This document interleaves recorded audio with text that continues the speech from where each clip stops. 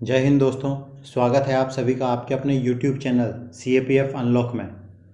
जैसा कि आज की वीडियो का सब्जेक्ट आप लोग देख ही चुके हैं थंबनेल में। आज हम बहुत ही दो इम्पोर्टेंट टॉपिक्स कवर करने जा रहे हैं, LDCE और प्रमोशन। तो वीडियो शुरू करने से पहले अगर आप हमारे चैनल पर नए हैं तो चैनल को सब्सक्राइब कर लीजिए और बेल आइकन को भी प्रेस कर लीजिए, ताकि ऐसे ही और भी इन्फॉर्मेटिव वीडियोस आपको बिना देरी के मिलते रहें। और वीडियो को शुरू से लेकर लास्ट तक पूरा देखिएगा, तब आपके सारे डाउट्स LDCE और प्रमोशन के रिगार्डिंग क्लियर हो जाएंगे। तो आइए चलते हैं वीडियो पे। सबसे पहले हम जान लेते हैं कि LDCE होता क्या है। LDCE का मतलब है कि किसी भी रैंक पर पदस्थ रहते हुए आप विभागीय प्रतियोगी परीक्षा देकर नियमित पदोन्नति की तुलना में बहुत कम समय में उच्च रैंक प्राप्त कर सकते हैं। इसको आपको प्रैक्टिकल लैंग्वेज में अगर मैं समझाऊं तो मान लीजिए CISF का एक कांस्टेबल है, वो हेड कांस्टेबल बनता है 20 से 25 साल में रेगुलर प्रमोशन में, और ये दूसरी तरफ एक कांस्टेबल है जो ASI LDC की तैयारी कर रहा है और वो LDC एग्ज़ाम क्रैक कर देता है, तो वो मान लीजिए LDC बन जाता है 5 से 10 साल में। तो आप डिफरेंस देख सकते हैं कि एक नॉर्मल प्रमोशन में, रेगुलर प्रमोशन में जहाँ उसको 20 से 25 साल लगी, वहीं पे ASI LDC में वो 5 से 10 साल में बन गया, यानी कि आधे से कम समय में। तो ये LDCE का फ़ायदा है। तो आइए अब हम चलते हैं कि आप हेड कांस्टेबल मिनिस्ट्रियल की रैंक में रहते हुए LDCE दे सकते हैं या नहीं दे सकते हैं। तो मैं आपको बता दूं कि आप हेड कांस्टेबल मिनिस्ट्रियल की रैंक होल्ड करते हुए भी LDCE एग्ज़ाम दे सकते हो, लेकिन वो है सिर्फ एक रैंक के लिए, जो कि है ASI स्टेनो। जी हाँ, ASI स्टेनो की रैंक के लिए ही आप ओनली हेड कांस्टेबल से LDCE दे सकते हैं। ये भी अभी कुछ रिसेंट ईयर्स में ही स्टार्ट किया गया है। इसके लिए जो क्राइटेरिया है वो ये है कि आपकी हेड कांस्टेबल की रैंक में 5 साल रेगुलर सर्विस होनी चाहिए। दैट्स। आई होप LDCE के रिगार्डिंग आपका जो डाउट था वो क्लियर हो गया होगा कि आप दे सकते हैं या नहीं दे सकते। तो चलिए अब चलते हैं प्रमोशन की तरफ। प्रमोशन, किसी भी रैंक में प्रमोशन जो है वो कुछ फैक्टर्स पे डिपेंड करता है।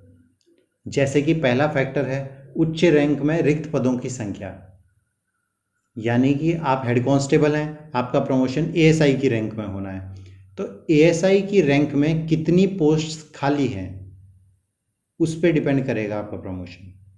दूसरा जो फैक्टर है वो है उच्च रैंक में वर्ष के दौरान सृजित किए गए नए पदों की संख्या, यानी कि आपका प्रमोशन होने वाला है ASI रैंक में 2020 में, तो 2020 के दौरान ASI की रैंक में कितनी नई पोस्ट्स क्रिएट की गई हैं उसका भी प्रमोशन पे इफेक्ट पड़ता है।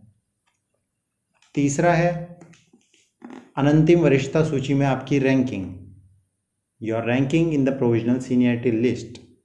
अगर सिंपली समझें तो PSL यानी प्रोविजनल सीनियरिटी लिस्ट में जितनी आपकी रैंकिंग टॉप में होगी उतना आपका प्रमोशन जल्दी होगा, जिसकी रैंकिंग लास्ट में होगी उसका प्रमोशन लेट होगा। अगर वैकेंसीज ज़्यादा होती हैं बहुत, तो पूरे बैच का प्रमोशन एक साथ भी हो सकता है। चौथा जो फैक्टर है वो है वर्तमान रैंक में आपका सेवा record, your service record in the present rank. आपका प्रमोशन ASI की रैंक में होने वाला है, आप अभी हेड कांस्टेबल की रैंक में, तो हेड कांस्टेबल की रैंक में आपका सर्विस रिकॉर्ड कैसा रहा है वो भी आपके प्रमोशन पे इफेक्ट करता है। तो ये चारों फैक्टर्स मिला के प्रमोशन का ड्यूरेशन कम ज़्यादा हो सकता है। अगर बात करें हम आज की डेट में head constable ministerial to ASI clerk के प्रमोशन की, तो वो आज के केस में 6 से 7 साल में प्रमोशन होता है। बाकी it depends on above factors, तो टाइम फ्रेम चेंज हो सकता है ऊपर के फैक्टर्स को ध्यान में रखते हुए। बाकी प्रमोशन से हटके गवर्नमेंट ऑफ इंडिया ने इंडिविजुअल को लॉस ना हो इसलिए अलग स्कीम्स भी चलाई है, जैसे MACP है, modified assured career progression scheme, जिसमें सरकार कर्मचारी को 10, 20, 30 साल जब पूरी होती है सेवा, उस दौरान जो प्रमोशन में रैंक मिलने वाली थी उस रैंक का पे बेनिफिट दे देता है। यानी इसको भी अगर मैं आपको समझाऊं तो आप है आज की डेट में हेड कांस्टेबल हैं 2020 में, अगर 2030 तक आपका प्रमोशन नहीं होता है तो आपको 2030 में ASI रैंक का जो पे है, जो सैलरी है, वो मिलनी स्टार्ट हो जाएगी। तो ये है MACP। आई होप दोस्तों आज आपके LDC और प्रमोशन के रिगार्डिंग जो भी डाउट्स थे वो क्लियर हो गए होंगे।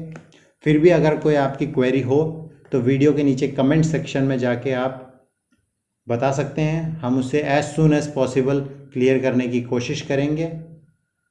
तो दोस्तों वीडियो पसंद आया हो तो लाइक करें, कमेंट करें और अपने दोस्तों के साथ शेयर करें। तो मिलते हैं दोस्तों अब अगले वीडियो में नए टॉपिक, इन्फॉर्मेटिव टॉपिक के साथ। जय हिंद दोस्तों, ओवर एंड आउट।